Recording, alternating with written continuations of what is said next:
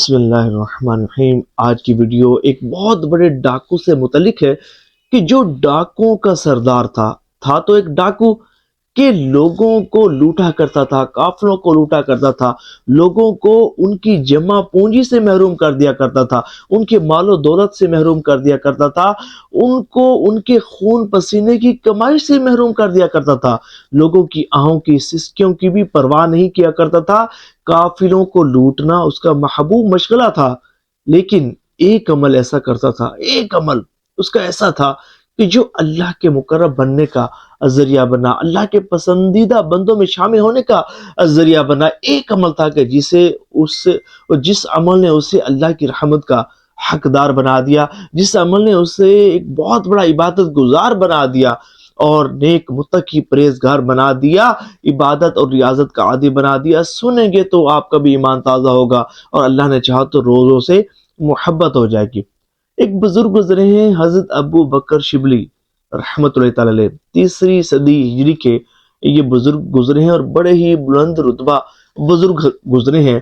آپ اپنی زندگی کا ایک بہت حیرت انگیز اور سبق آموز واقعہ بیان کرتے ہوئے فرماتے ہیں کہ ایک مرتبہ میں سفر پر روانہ ہوا، ایک قافلے کے ساتھ ملک شام روانہ ہوا۔ ابھی ہمارا قافلہ راستے میں ہی تھا کہ ہمارے قافلے پر ڈاکوؤں نے حملہ کر دیا اور ہمارے قافلے والوں کو لوٹنے لگے اور ان کا سارا ساز و سامان چھین کر اپنے سردار کے قدموں میں ڈھیر کر دیا۔ قافلے میں سے ایک شخص کے پاس شکر اور بادام کی تھیلی تھی، انہوں نے وہ بھی لوٹ کر اپنے سردار کو پیش کی اور سردار نے وہ تھیلی ان تمام ڈاکوؤں کو دی اور سارے ڈاکو شکر اور بادام کھانے لگے۔ لیکن ایک حیرت انگیز بات یہ تھی کہ ڈاکوؤں کا سردار شکر اور بادام نہیں کھا رہا تھا۔ تو حضرت ابو بکر شبلی رحمۃ اللہ تعالی علیہ آپ فرماتے ہیں کہ میں نے ڈاکوؤں کے سردار سے پوچھا کہ بھئی سارے ڈاکو یہ شکر اور بادام کھا رہے ہیں، تم کیوں نہیں کھا رہے؟ تو اس نے یہ بات کر کے میری حیرت میں مزید اضافہ کر دیا۔ اس نے کہا کہ میں روزے سے ہوں، میں روزہ دار ہوں۔ اللہ اکبر۔ حضرت ابو بکر شبلی رحمۃ اللہ تعالی علیہ آپ فرماتے ہیں کہ میں دل میں سوچنے لگا، یہ تو ڈاکوؤں کا سردار ہے، یہ تو لوگوں کو لوٹا کرتا ہے، انہیں ان کے مال و زر سے محروم کر دیتا ہے، انہیں ان کی جمع پونجی سے محروم کر دیتا ہے، ان کا سب مال و اسباب سب کچھ یہ چھین لیتا ہے، اور یہ سمجھے کہ اتنا ظالم اور جابر شخص ہے، اور تقوی و پرہیزگاری کا عالم یہ ہے کہ یہ روزہ بھی رکھتا ہے۔ بڑی حیران کن بات ہے۔ تو آپ رحمۃ اللہ تعالی علیہ اس ڈاکو سے مخاطب ہوئے اور فرمایا کہ یہ کیا بات ہے کہ تم لوگوں کو لوٹتے بھی ہو اور ادھر تم روزہ بھی رکھتے ہو، یہ کیا بات ہے؟ تو اس ڈاکو نے بڑی ہی سبق آموز بات کی، اس نے بڑی ایک سمجھے کہ ایک ایسی بات کی کہ آپ فرماتے ہیں کہ میں سن کر حیران رہ گیا۔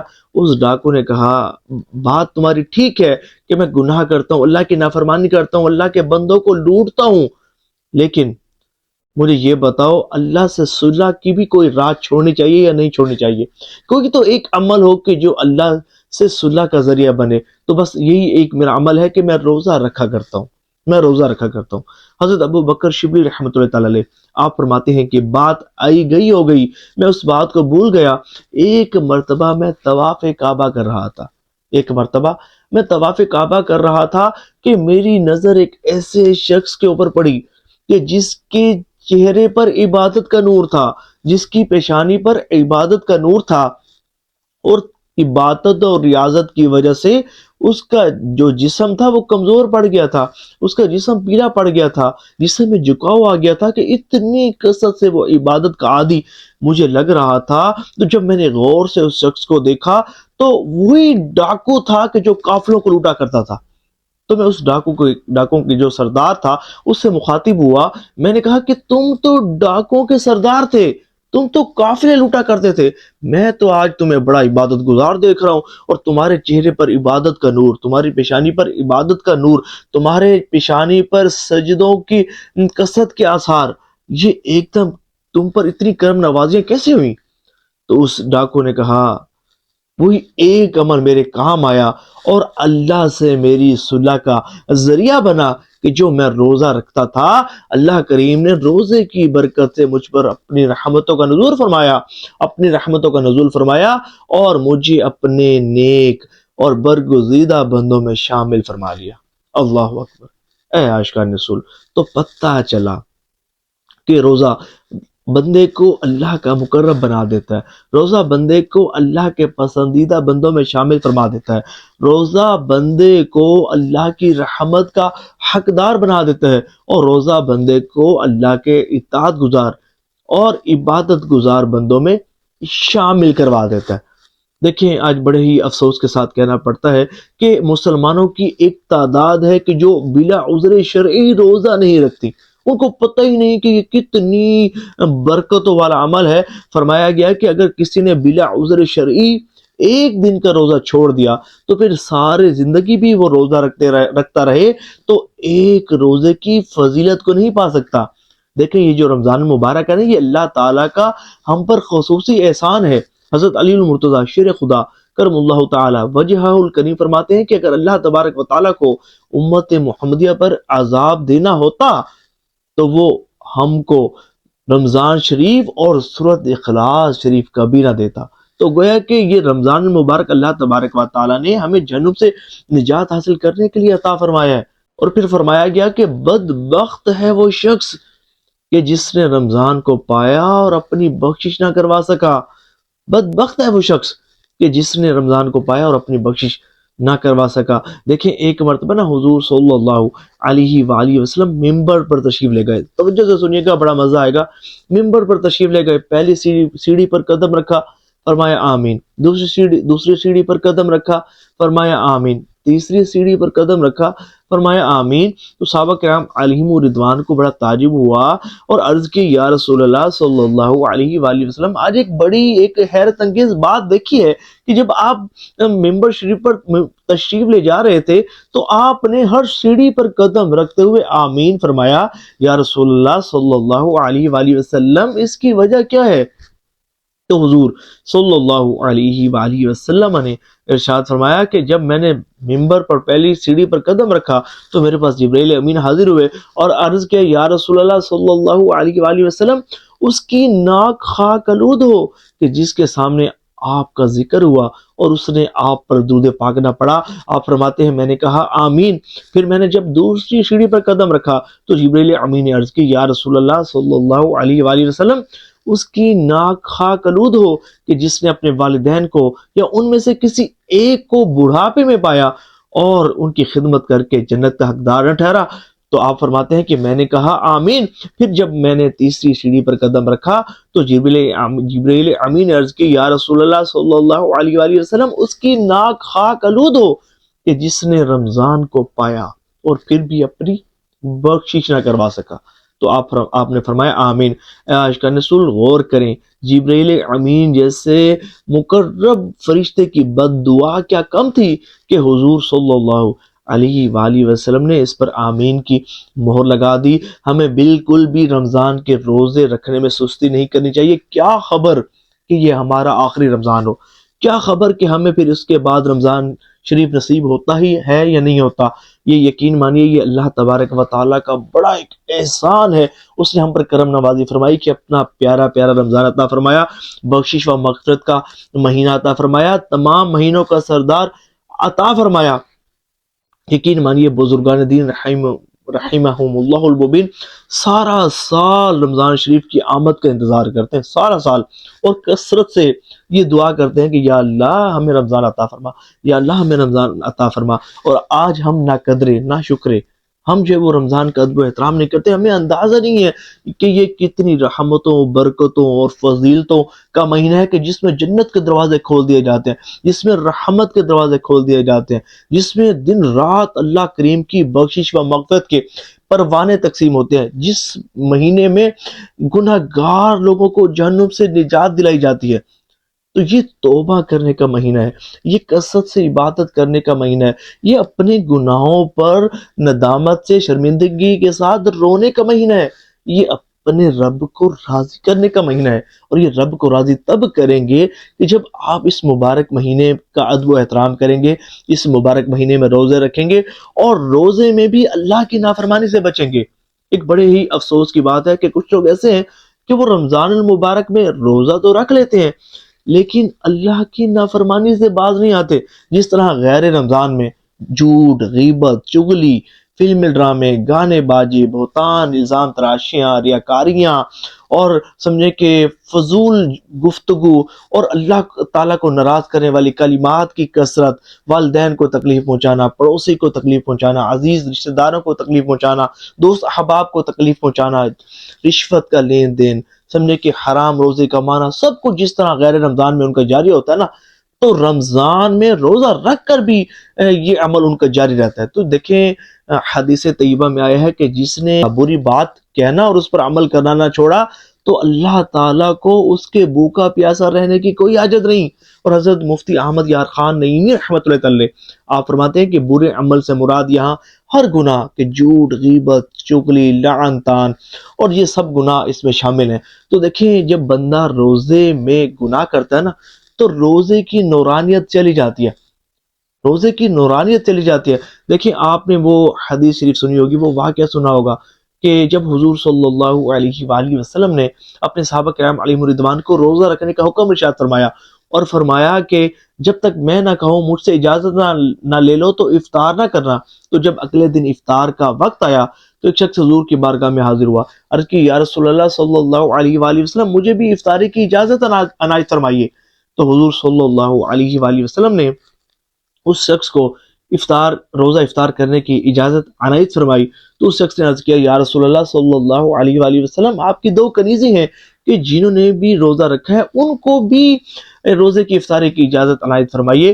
تو حضور صلی اللہ علیہ وآلہ وسلم نے ارشاد فرمایا انہوں نے تو روزہ رکھا ہی نہیں ہے کیونکہ وہ تو سارا دن لوگوں کی غیبتیں کرتی رہی ہیں. فرمایا کہ اگر وہ روزے دار ہی ہیں تو جاؤ اور انہیں کہو کہ پیالے میں کیا کریں. تو وہ شخص کیا اور اس نے ان لڑکیوں کو کہا کہ تم اس پیالے میں کیا کرو. تو جب ان لڑکیوں نے پیالے میں کیا کیا تو وہ پیالہ گوشت اور خون سے بھر گیا کیونکہ بکثرت غیبتیں کی. تو حضور صلی اللہ علیہ وآلہ وسلم نے ارشاد فرمایا کہ اگر وہ اسی حالت میں رخصت ہو جاتی ہیں تو جہنم کی حقدار ٹھہرتی. آپ تصور کریں کہ ہم بھی تو روزہ رکھتے ہیں اور روزہ رکھنے کے باوجود جھوٹ، غیبت، چغلی اور سمجھے کہ کتنے گناہ جو ہے وہ ہم کرتے ہیں. دیکھیں حضرت جابر بن عبداللہ رضی اللہ تعالیٰ عنہ آپ فرماتے ہیں کہ تمہارا روزے کا دن اور روزہ سے رخصت کا دن، یعنی کہ جس دن تم روزہ نہیں رکھتے اور جس دن تم روزہ رکھتے ہو، یہ دونوں دن برابر نہیں ہونے چاہیے کہ کہیں ایسا نہ ہو کہ جس دن تم روزہ نہیں رکھتے اس دن تو تم گناہ کرتے ہو، جس دن تم روزہ رکھتے ہو اس دن بھی تم بکثرت گناہ کرتے ہو. تو اللہ تعالیٰ کو تمہارے بھوکا پیاسا رہنے کی کوئی حاجت نہیں ہے. اللہ تعالیٰ دلوں کو دیکھتا ہے، اللہ تعالیٰ اعمال کو دیکھتا ہے، اللہ تعالیٰ تقوی و پرہیزگاری کو دیکھتا ہے. کہیں ایسا نہ ہو کہ ہم رمضان میں بھی گناہ کرتے رہیں، بکثرت گناہ کرتے رہیں اور یہ رمضان ہم سے ناراض ہو کر گزر جائے اور سمجھیں کہ یہ وہی رمضان ہو کہ جو ہماری بخشش و مغفرت کروانے آیا تھا الٹا ہمیں جو ہے وہ جہنم میں لے جانے کا ذریعہ بنے.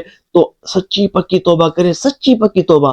دیکھیں رمضان بخشش و مغفرت کے لیے آیا نا، ہمارے اندر رمضان شریف میں پازیٹیو چینج آنا شروع ہو جائیں. اگر رمضان شریف سے پہلے بکثرت گناہ کیا کرتے تھے، سچی پکی توبہ کیجئے کہ یا اللہ آئندہ میں گناہ نہیں کروں گا، تجھے ناراض نہیں کروں گا، تیری نافرمانی نہیں کروں گا، یا اللہ میری سچی توبہ مجھے معاف فرما.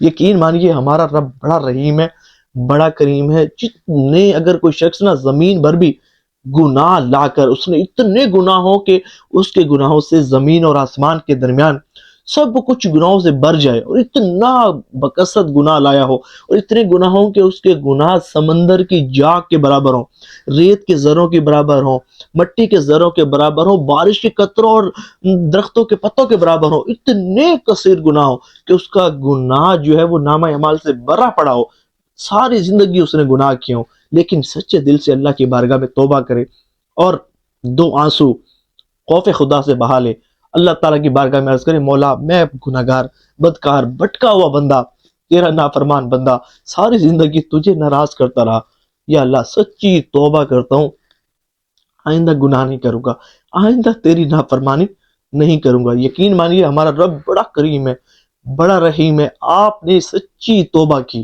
سچی توبہ، सच्ची तौबा उसे कहते हैं ना कि जिस तौबा को करते वक्त नदामत भी हो, शर्मिंदगी भी हो, आइंदा गुनाह ना करने का पुख्ता अज़म हो और उस गुनाह को उसी वक्त छोड़ दे, तो ये तौबा के 3 रुकन हैं। तो इस तरह अगर कोई शख्स तौबा करता है तो अल्लाह तबारक व तआला उसके साबिक़ा तमाम गुनाह मुआफ़ फरमा देता है। अल्लाहु अकबर। तो ये जो महीना है ये हमारी बख्शिश करवाने के लिए आया है। तो पहले अगर आप गुनाह किया करते थे, सच्ची तौबा करें कि अल्लाह मैं आइंदा गुनाह नहीं करूँगा, तेरी नाफरमानी नहीं करूँगा, जितनी अब तूने मेरी ज़िंदगी बाकी रखी है ना, इसे तेरी इताअत फरमाबरदारी में सर्फ करूँगा। इबादत करते हुए तेरी ज़िंदगी, अब इबादत करते हुए मैं अपनी ज़िंदगी गुजार दूँगा। इसी तरह जो है वो अगर रमज़ान शरीफ से पहले जो है वो आप बदनिगाही करते थे, अपनी आँखों को हराम से पुर करते थे, फ़िल्में ड्रामे देखते थे, बेपर्दा ख़वातीन को देखते थे, सच्ची पक्की तौबा करें कि या अल्लाह आइंदा बदनिगाही नहीं करूँगा। अगर आपकी वजह से अल्लाह का कोई बंदा परेशानी में मुब्तला है, किसी की हकूक को पामाल कर रखा है, किसी को ज़बान से जिस्म से तकलीफ पहुंचा रखी है, सच्ची पक्की तौबा करें कि आइंदा किसी मुसलमान को तकलीफ नहीं पहुंचाएंगे, क्योंकि हुजूर सल्लल्लाहु अलैहि वसल्लम ने इरशाद फरमाया कि जिसने किसी मुसलमान को तकलीफ दी उसने मुझे तकलीफ दी, जिसने मुझे तकलीफ दी उसने अल्लाह को तकलीफ दी, और जिसने अल्लाह को तकलीफ दी अल्लाह ताला उससे अजाब का मजा चखाएगा। तो हमारी वजह से हुजूर का कोई उम्मती परेशान है, ये हमारे लिए बहुत बड़ी शर्म की बात है, और यही अमल जो है वो जहन्नुम में जाने का जरिया बन सकता है। सच्ची पक्की तौबा करें कि आइंदा हमारी ज़बान से, हमारे जिस्म से कोई भी हुजूर का उम्मती, हमारा कोई हमसाया, हमारा कोई अजीज, हमारा कोई रिश्तेदार, कोई भी बंदा हमारी वजह से परेशान नहीं होगा। देखिए, अगर हम किसी को खुश नहीं कर सकते, खुशियां नहीं, उसे उसकी ज़िंदगी में खुशियां दाखिल नहीं कर सकते, तो कम अज़ कम हमें उसको तकलीफ भी नहीं पहुंचानी चाहिए। देखिए, लोगों में से सबसे बेहतरीन शख्स वो है कि जिसका इखलाक अच्छा है। देखिए, जब वो बात करता है तो लोगों के दिलों में खुशी दाखिल होती है, और एक तो बंदा वो होता है कि उसकी मैयत जो है वो सामने पड़ी होती है, और जो है वो जनाजे के बाद लोग कह रहे होते हैं कि अच्छा हुआ ये बंदा इस दुनिया से चला गया, इससे तो हमें बड़ा परेशान किया हुआ था, इससे तो मेरे साथ फलां फलां बुरा मामला किया हुआ था। लोग उसके मुतालिक मरने के बाद भी समझे कि उसकी बुराई बयान कर रहे होते हैं। तसव्वुर करें कि उसका आखिरत में क्या अंजाम होगा। और कुछ लोग ऐसे होते हैं कि उनके जनाजे ऐसे होते हैं कि जनाजे के बाद जो है वो लोग कह रहे होते हैं कितना अच्छा बंदा था, कितना नेक आदमी था, कसरत से इबादत किया करता था, भाई इसको तो हमने हमेशा जिक्रुल्लाह करते देखा, तस्बीह इसके हाथ में होती थी, ये तो तहज्जुद गुजार था, ये तो कसरत से नफली रोजे रखने वाला था, ये तो खूब सदका और खैरात करने वाला था, ये तो मुसलमानों के दिलों में राहत पहुंचाने वाला था, मुसलमानों के दिल को खुश करने वाला था, गुनाहों से बचने वाला शख्स था। तो ये वो लोग होते हैं, खुश नसीब होते हैं कि जिनकी जो गवाही, लोगों की गवाही, इनके हक में फरिश्ते कबूल फरमाते हैं। समझे कि ये वो होते हैं कि जिन पर अल्लाह ताला की रजामंदी की मोहर लगा दी जाती है, और ये वो लोग होते हैं कि जन्नतुल फिरदौस इनका मुकद्दर बनता है। देखिए, गुनाहों भरी जिंदगी भी कोई जिंदगी है, अल्लाह की नाफरमानी वाली भी कोई जिंदगी है। कोई पता है कि किस वक्त सांस की माला टूट जाए, किस वक्त जो है वो हम दुनिया से रुखसत हो जाए, यकीन मानिए बिल्कुल भी पता नहीं है। देखिए, मौत का वक्त मुकर्रर है, लेकिन ये मालूम नहीं कि तौबा करते हुए मौत आएगी या नहीं आएगी, कलमा शरीफ पढ़ते हुए ईमान की हालत से मौत आएगी या नहीं आएगी, इस बात का भरोसा नहीं है। और जब अगर आप अपनी ज़िंदगी अल्लाह की इताअत, उसकी फरमाबरदारी करते हुए, गुनाहों से बचते हुए, उसको राज़ी करते हुए गुजारेंगे, तो फिर रब की रहमत से मरते वक्त ईमान सलामत रहेगा, ईमान के साथ खातिमा नसीब होगा। और अगर अल्लाह ना करे, अल्लाह को नाराज़ करते करते, गुनाह करते करते करते करते कब्र में उतर गए, तो यकीन मानिए हम बर्बाद हो जाएंगे, और अल्लाह के अजाब का करोड़वां हिस्सा भी कोई बर्दाश्त नहीं कर सकता। तो मैं काश अगर आप मेरे दिल को खुश कर दें कि कमर्स में आप नियतों का इजहार करें कि आइंदा जो है वो हम अल्लाह की नाफरमानी नहीं करेंगे, हम बकसरत जो है वो नफली फ़र्ज रोज़ों के साथ नफली रोज़े भी रखेंगे, और रोज़े में जो है वो गुनाहों से भी बचेंगे, और तकवा और परहेज़गारी के साथ अपने रोज़ों को रखेंगे। अल्लाह तबारक व तआला आप सब की बेहिसाब बख्शिश व मग़फ़िरत फरमाए। सवाब की नियत से इस वीडियो को शेयर भी कीजिएगा।